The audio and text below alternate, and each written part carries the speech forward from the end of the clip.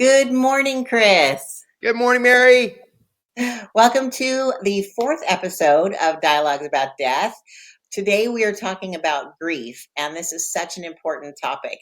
So before we get started, Chris, just say hi to everyone and tell them a little bit about what you're looking forward to, and then Sure. if anyone has any questions, by the way, just I guess I should do a little housekeeping, Chris. I'm sorry. Sure, So no if problem. anyone's watching this today live, we would love for you to make a comment about the show. If you have any questions, Chris loves to answer questions live, and Absolutely. if you have anyone that you think this might help, if you could share it socially or just tell them to tune in.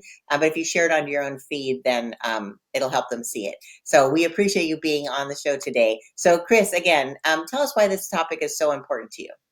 You bet. Today we're going to be talking a little bit about grief, and grief is something that's near and dear to me because that's why I kind of got back into the funeral business is to help people through the hard times of their life. And so, before we really get started, I just want to say, you know what? I am not a professional clinical psychologist. This is Right. just my personal views about grief that I've encountered with the clients that I've served over the last 25 years or so. And it's just my perspective and my views of how I've gone through some of the grief in my life with the losses of my dad and my wife also. So, and before we get started, I just want to hopefully everybody had a wonderful Christmas and holiday season.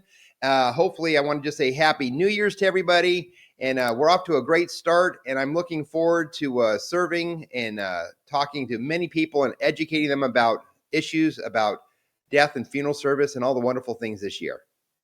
That's awesome. I can't believe it's 2024. I know it's That's life by. We're that's what almost at the end of the month.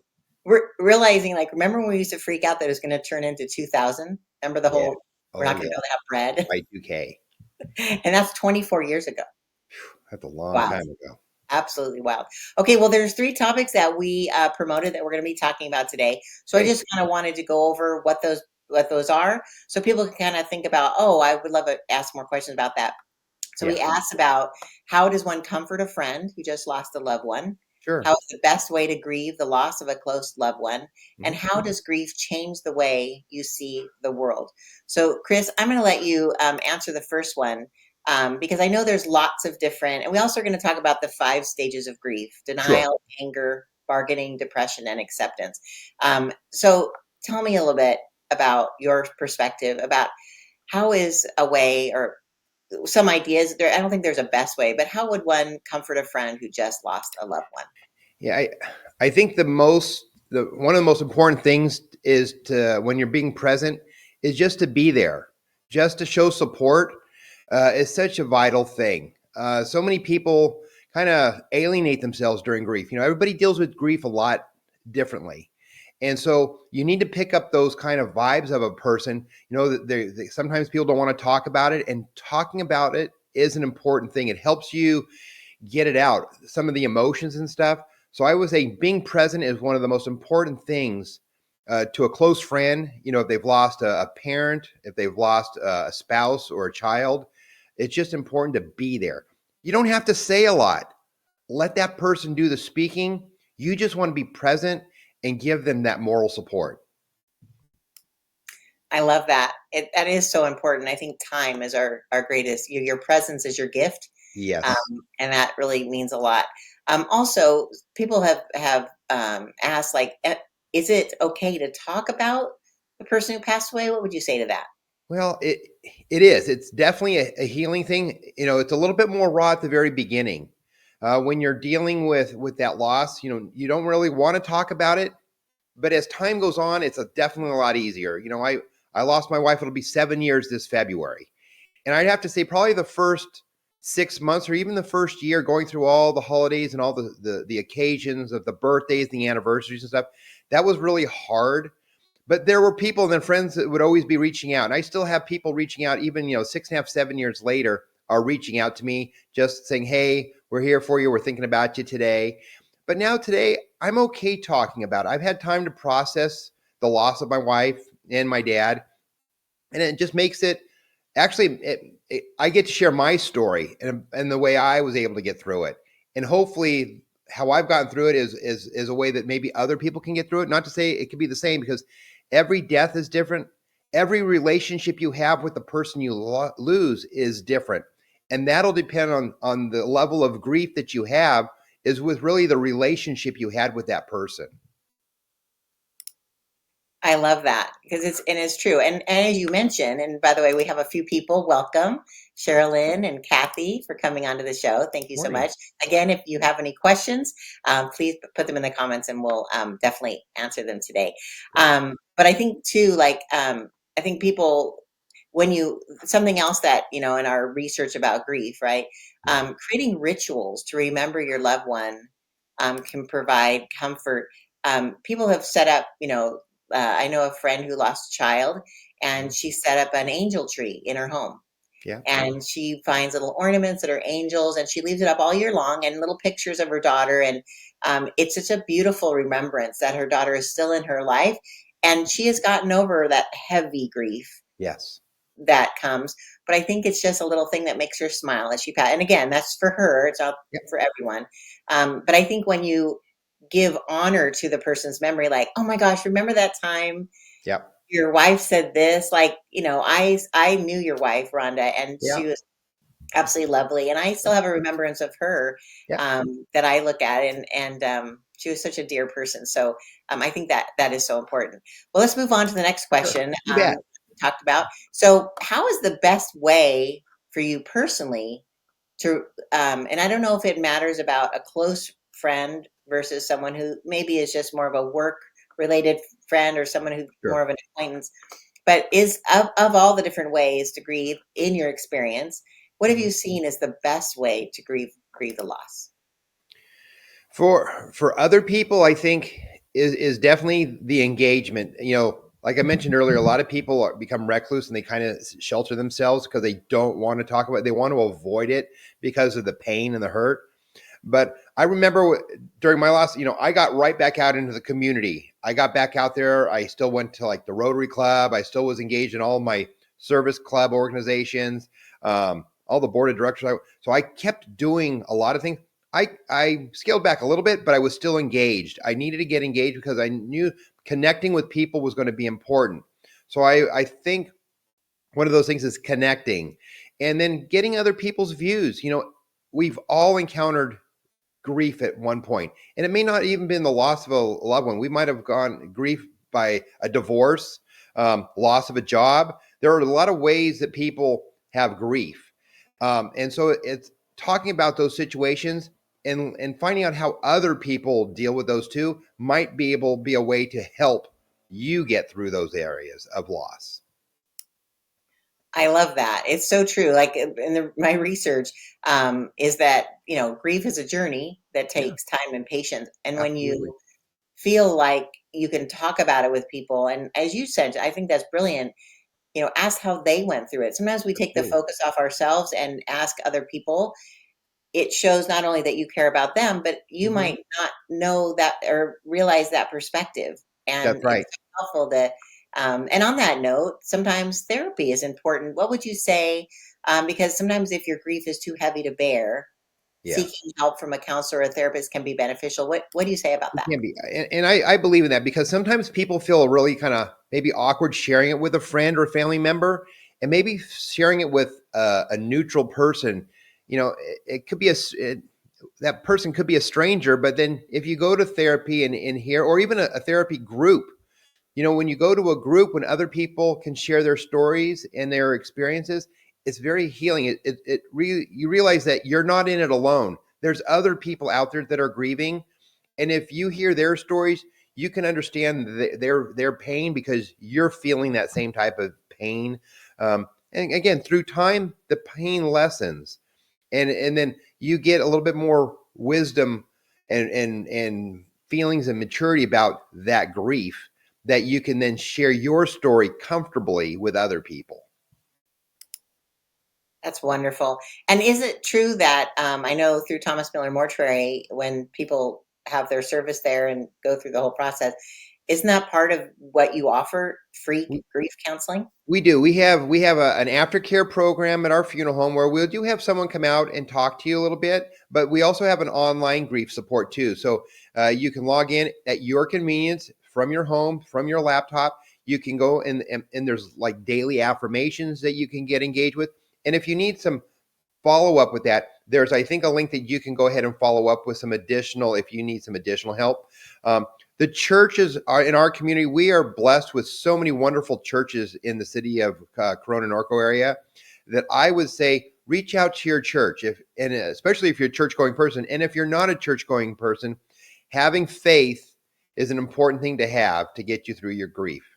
And that's one reason I was able to get through all my grief the way I did, is because of the faith I have, knowing where my wife and dad are, and that is comforting too, Right.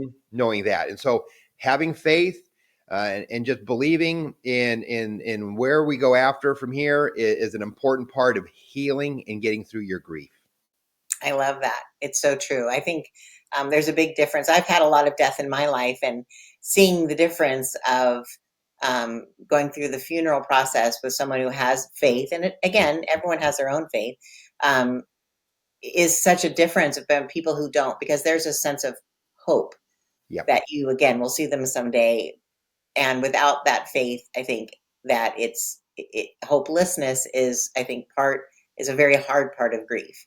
And Mary, I like to say this is probably where I've learned my dealing with grief is by working with all the families I've served over the 25 years plus in the funeral business. When people come in and are dealing with the loss of a loved one, and I've seen the way people have dealt when people don't deal with it well, and I see it when people deal with it very well. And I've learned actually how to deal with my grief when I lost my wife from the people that I've served over all these years. And I knew what I didn't want to do, and I saw what I wanted to do. And so I chose to do the things that were going to get me through my grief by seeing how other people grieved properly through their loss. Wow, that is amazing. So you used your own experience from your work to Yeah. help with your own personal life. Actually, that's something that I was reading about, is that experiencing deep loss often leads to increased empathy and compassion. Yeah. So I'm sure that the difference, so tell me about that. Like, from, you were in the funeral business your whole life, Sure. but you're obviously, I mean, your father, I mean, we all know that our parents are hopefully going to die before us. Yes. It seems weird, but you know, No, it's true. but when you lose your wife, there's difference. So tell me, how did you, how did your work change Sure. after the death of your wife? Well, and what was really odd, I was almost in the funeral business, serving families for 15 years until I lost my dad back in 2006. I never really I lost a grandparent, but losing a grandparent is expected. Losing a parent is expected, but not losing them in their 60s, like my dad. So that was and it was also a sudden death. So it was something it was a change in our family dynamics at a sudden moment. Um, then when my wife passed away in 2017, she had a lingering illness with cancer, and so we had time to prepare, and we were able to get through that. So I had different stages of grief with each one of them because they were all different situations in different times. And so learning from the people I've served, though, is about being engaged, not closing down, being able to share, talk about your loved one, remembering your loved one, doing things maybe throughout the year to memorialize them, and it doesn't have to be forever. Your memorializations change. And so the first 3 or 4 years when we did things for my wife on her anniversary of her death, we did certain things. Now I still just give back to the church's food pantry because that's what she loved to do. She worked at the food pantry. We gave back. So I annually do things for the food pantry at the church to memorialize her and to remember her. And when I go back in there and share, all the people that still are there, they're like, oh, we remember Rhonda. She was such a great help to us there. And so those things were important, I think, for us getting through those things.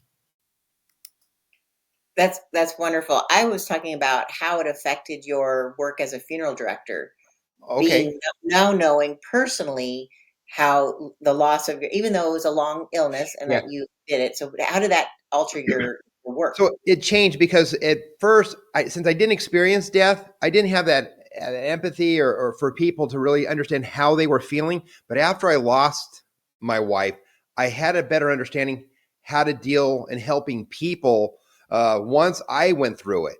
because it was very odd being in the funeral business and not losing that loved one. I was helping people, but I didn't understand their loss. I didn't understand their pain that they were in until I experienced it. So I was able then to be a better funeral director by experiencing it myself. So it came full circle. So ever since my wife passed away, I've had more empathy towards people. I have understandings. I'm more engaging with those people and trying to reach out and give them a hug and say, hey, I feel what you're going through. I understand what you're going through. So I have that better understanding. And so then they'll ask me, well, what did you do? How do you feel? It's like, is it going to get any better? And so I can explain my interpretation of how it is since I had finally gone through it. Interesting. Okay. Wow. I love this perspective. Something else that in thinking about grief and obviously both of us dealing with it in our own way, but in researching it, Yes. it's kind of a invisible string that runs through is that a death, or as you said, a divorce, or Yeah. and different things in your life can cause grief, loss of a job. I mean, there's so many things, but it also can prompt a reevaluation of your priorities and your values. Have you seen in your experience, I don't know if you can, again, I know you're not prepared for this question, but have you seen anyone's life like all of a sudden go, oh my gosh, I might not have as much time as I thought. Witnessing this death or having this grief has made me wake up and do something I might not have done because I now know life is short. Um, I haven't really, but life is short. We never know when our last day here is. We all have a purpose, though. We all have our God given purpose, and our purpose will be here until it is complete. And that's why some of our life is cut short. And some people have lost children or lost a spouse at a young age. There's a reason for that. And it's maybe to make you grow as a person and maybe to help somebody later on down in life down that road. And that's why we're still here, Mary, is because we still have a purpose. You've encountered a lot of death. I've encountered a lot of death. I've helped people getting through their loss of their loved ones too. And I think until that time comes, there's a reason why we lose the people that we do, is to make us build our character so we can help other people further on down the line in the future. I love that. Yeah, I think there's a way, and you know, not just in grief, but in anything in life. If we ever have a loss in business, or if we have an issue with a friend, I think we're given those, as you said, to strengthen that muscle so we can Yeah, turn around and help somebody get yeah, through that when you see them. I think there's nothing wasted that's right. in it. Oh, we have Becky here. Becky, there is no demerits for showing up late. I love that you're here. Thank you so much. Becky is actually a local expert in this. She helps so many people through this process. So, Becky, if you have anything you want to add in the comments, we would sure love you to do that. So, thank you for joining us today. So, Just to let's. before you move on, just to put a plug in for Becky. Becky is a wonderful community person who started our TIP program here in Corona. And TIP is for Trauma Intervention Program. And she has helped literally thousands of people over 30 years in our community with her team of volunteers. It's an amazing program. And so Yes. kudos to Becky and all her volunteers for helping the people of Corona, Norco, and Eastville. It's amazing all the things they do. And what they do is they help transition when there's a traumatic event here in our community. They help transfer from when the police and the fire department are there. Their volunteers come in and help the families kind of get through those first day, the first hours and days of their loss.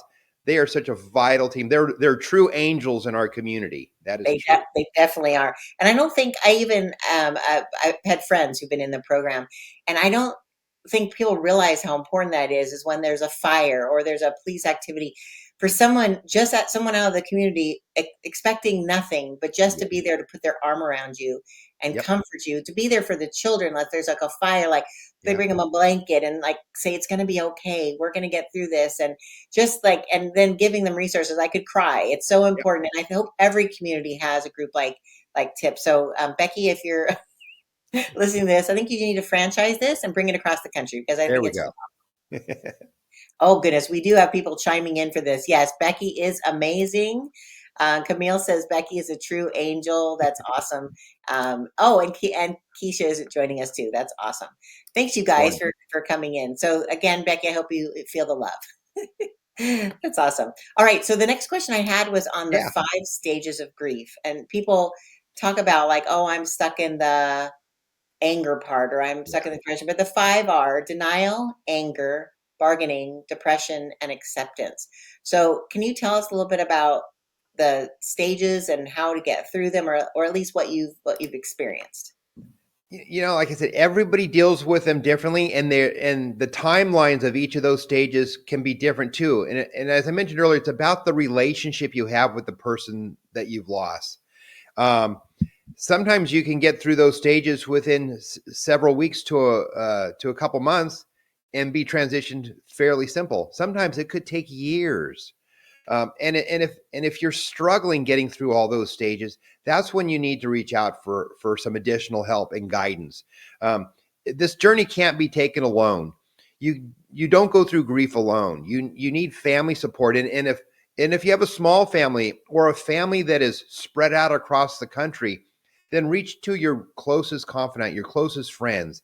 And if you don't have close friends, that's when you need to reach out to your church or to get some clinical help at a local therapist to talk to. It's important that you express yourself. I see so many people shut down, and so many people, families get together, and there's so much anger and so much remorse and contention amongst each other. It just drives me nuts when I see families do that. And it's life is so short, and you need to cherish the times that you have with those people. And so, again, getting through those times of grief, those stages, it's very sensitive. And if you need help with one of those stages, if it's the anger stage or the denial stage, and you're struggling, reach out for help. Um, Go on to our grief online. It's private. You could do it in your own home from your computer. If you reach out to your pastor, reach out to your church, reach out to a close friend. Those people will help you. If you know of a friend that has lost someone, those are the people you need to reach out to too, because they have gone through it. And if you see that they've gone through it and are somewhat well adjusted and back out into the community, they've done something right. And maybe you can pick their brain on how they were able to get through those times of their loss so you can get through those transitions, because you need to get to the point of acceptance. And when you get to the acceptance, then you can move on, and then you can go out, and then you can be the professional in helping others in the future. Exactly. And it sounds weird to say you're a professional in grief, but literally, if you've gone through it yourself, you are farther ahead than someone who hasn't That uh, is true. been through it. Something else that I think we should also touch on is that I think that right now everybody's all about self love, self care, and everything. Yes. But it is so true. You need to figure out a way to take care of your physical and your Yes. mental health during a time of grief, right? No matter what kind Well, of grief. We're talking about death a lot, but like we said before, divorce, loss of a job, yeah. God forbid, a loss of a child. Like, I mean, that's obviously death, but Yeah. um, but I think people find comfort in walking, reading, meditating, praying, Absolutely. crafting. I mean, eat something that keeps, my dad used to say, idle hands are the devil's workshop. It's like keeping busy while you go through those stages to get to the point where you accept, yes, they are gone, and Yes. I'm going to honor their legacy by doing good in the something that maybe you can kind of think like you said about the food pantry. And by the way, Mike said that yes, Tip was there when he needed it. Awesome. Again, it's awesome. And Becky said that she was actually dispatching a volunteer to an unattended death Oh, while she was late to the show. So oh, it's just an angel in action. So yes, thank she you, is. Becky. And Becky, again, if you have anything you want to ask a question of or share a comment, we're also would love to share resources. So anything that you can add with that would be fantastic.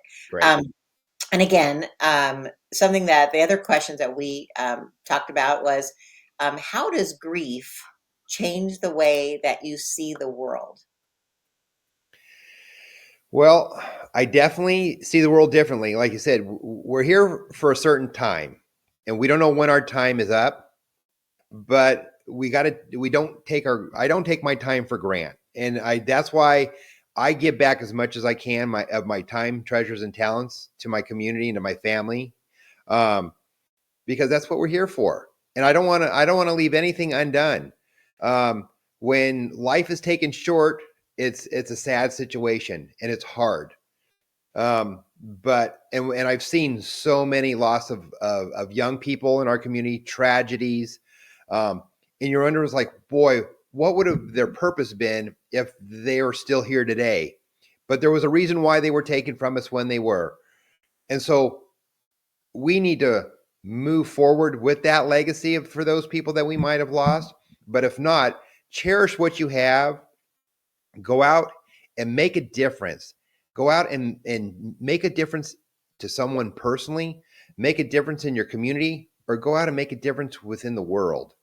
I think that's why we're here. And when you've gotten through your grief and you're at that point where you adjusted, where you can move on and function, that's when you got to go out there and accept making that difference and put your footprint or your stamp on doing. And that's why it's like when you've gone through your grief and you've become, quote, your own personal professional, become a tip volunteer, because you can help people when they've lost their loved ones.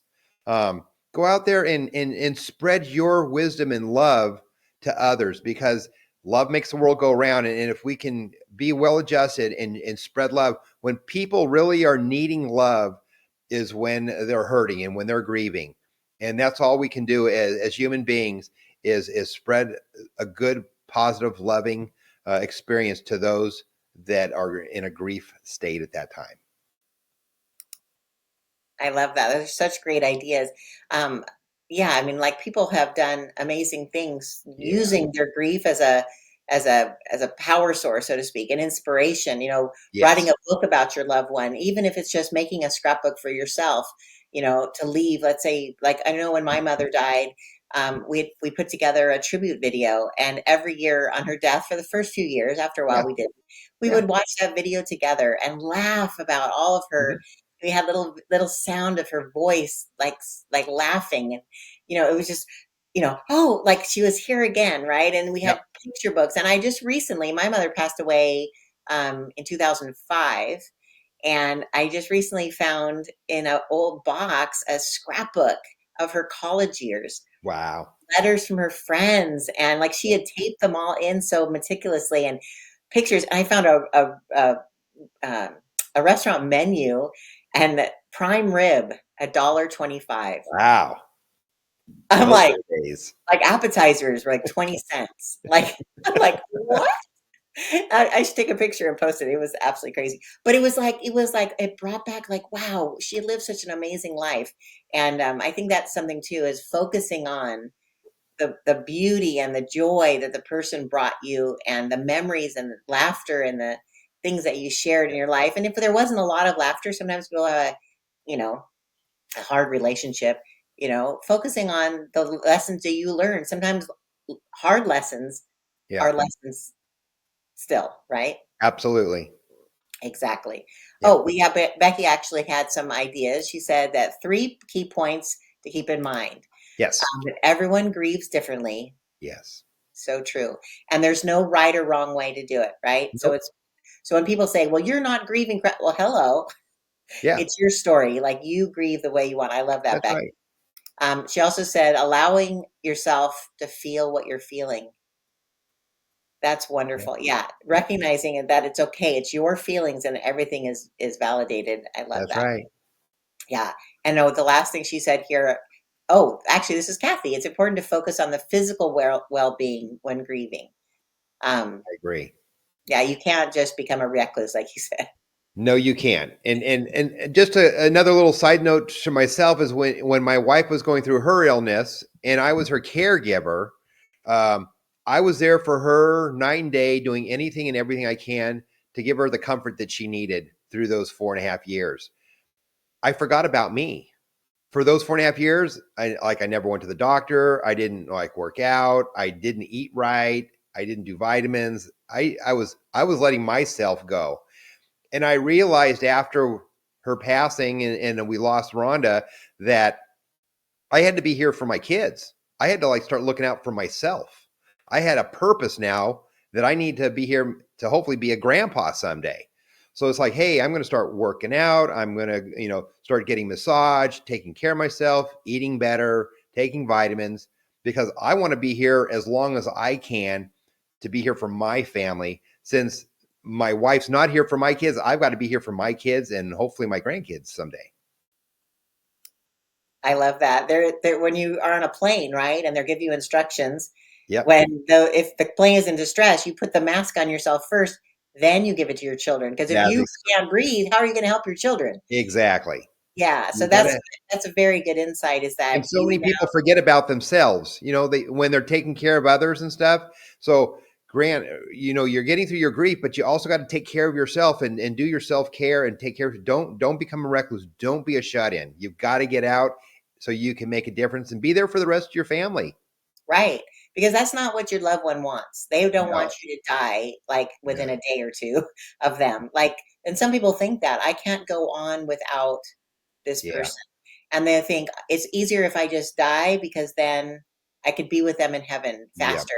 But that's not what they would want for you. no, They would want you to be happy and joyful and learn that, absolutely, bring whatever gifts they gave into your life that you could pass on to others. Um, absolutely.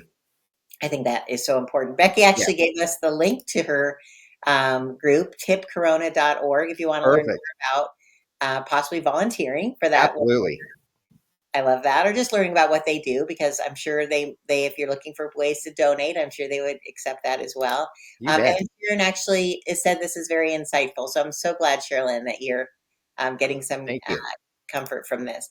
So, Chris, we're rounding out the half hour that we usually do the show. Yes. Is there anything else that you wanted to talk about? I know we've covered so many amazing topics. We have. I think we've covered a pretty good broad aspect of grief today. And again, if there's any other questions out there, feel free to throw them into the chat, and we can. And maybe in a couple weeks we'll do a multiple types of questions and do any follow ups from questions that we've had in the past, and we'll just kind of do an open forum format for those questions that we haven't addressed. So if you weren't able to be participant today, log in your questions, text them to us, email them to us, and we'll add them to our next couple episodes. I love that idea. That is so great. And Becky said there's really great resources on that website as well. So make sure you go to tipcorona.org and learn about more resources. Also, I thought this is a good time to announce the next two shows. So Yeah. we try to go live a couple times a month. So we have scheduled the first and third week of February. So we have the 2nd of February and then the 16th. 16th. So the 2nd and the 16th. There's also a lot of opportunities to come learn more about planning your legacy. Yes. Chris, your organization does what we call Lunch and Learns. And Yes. also we have, we're going to be giving seminars on the senior centers, the Janet Gotsky Center, as well as the Valencia Terrace and Estancia del Sol. We're going to have Yes. theme events. So if you're interested in coming, and Chris is always so generous, either buying you lunch or giving you little gifts to come. Yes. And it's talking about basically figuring out, because none of us want to be a burden to our family members. No.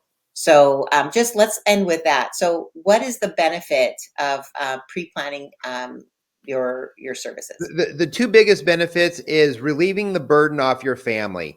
If you take the opportunity and the time to put all your wishes on paper to let your family know, because so many families don't communicate about their wishes upon death. So come on down, put all your wishes on paper. That's one. The next one is it locks the price in at today's price. So if you're kind of a price conscientious type of person, you can lock the price in at today's price, make payments over several years, and you're paying today's price. So you got another 25 years to live. You're not going to pay the price in 25 years. You're going to pay the price today. So those are the two biggest benefits on pre-planning and preparing, relieving the burden and locking in the price. I love that. Also, you can also tell people what you want. Like you want a certain song sang. Absolutely. want You it to be you at a you put down all your wishes. You put down if you want burial or cremation, you put down the type of services, the type of music. You could even put down the color of lipstick you want. I love Yeah, that's great. all And your wishes. I think what I love about you having the show, Chris, is that it makes it more comfortable to talk about because you know what? Yeah, Death and taxes. I mean, it's inevitable. inevitable, right? We were designed to be here for a short time, so it's important that we um, live this life to its fullest. That Yeah, we take advantage of every opportunity that God gives us and walk through those doors and help as many people live their best life as well, because that's what will bring us fulfillment. So that's right. when it's our time to go, people will come to our service and say, "Wow, That's right. they made a difference in my life." I actually have shivers. Like you want people to say, "Wow, they made a big difference That's right. in our life." So, We're oh, here. and I forgot, I wanted to ask you about your title there. Tell Yes. everybody what you're the president of OGR this year. What is OGR? OGR. I've this year I've had the honor of being president of OGR, which is Order of the Golden Rule, and we're an international independent funeral home organization that brings like-minded independent family-owned funeral homes together so we can share our stories. We're our own support group, and we also come together to educate each other on trends in our industry. And so this year, again, I have the privilege and honor of spearheading and leading our organization. We're going to be having our international conference here this coming May, and it's going to be down in Savannah, Georgia. So I'm looking forward to that, where my term will end. But this year, I've been able to travel to Toronto. I've been able to travel across the country and visit many independent funeral directors, and just share our stories and hear their stories and their struggles on how our industry is changing and how we can come together and help each other out. So I'm just thrilled and honored to help and be an advocate to our independent funeral homes here in the United States and North America and around the world. That's awesome. Thank you for serving in that way. That's You awesome. bet. So actually, Becky agrees with you that the greatest gift you can give your family is to talk about your wishes, Yep. right? So they are not left wondering about it. And something that you brought up earlier, and also Sherilyn said to live, laugh, and love. That is really it sounds like it's always painted on signs, but it's so true. Got to do I it. think that life comes down to it. And again, just to round out this show today on grief, is that, let your family and friends know you love them Yes. and let them know that no matter what happens, that they've been a blessing in your life. And I think that that will be a comfort to them if something happened, because we are not guaranteed a tomorrow, No, we're not. as you said. And so I think that just having this open conversation is going to really help other people. So again, Yeah. if you have enjoyed the information here, please share this show on your own social media. Yeah. You could tag a friend in the comments and hopefully they'll see that, because I think, as we've said in the show, that everyone grieves in their own way. Yes. And we need to give people space to grieve in their own way. And I think that Chris, you're doing such an amazing job. And your staff helps Thank people you. with that every Yes. single day. So yes, Kathy said, "Thank you for addressing this topic." Yes, it's so important. All right. So until next time on Alrighty. February 2nd, put your comments down below, email Chris, anything you have, and we'll answer those questions on the 2nd. And until then, thank you, Chris, for Thank all the you. work you're doing. And guys, we'll see you next time Great. and have a fabulous the rest of the month. You bet. See you next month. Bye bye. Bye.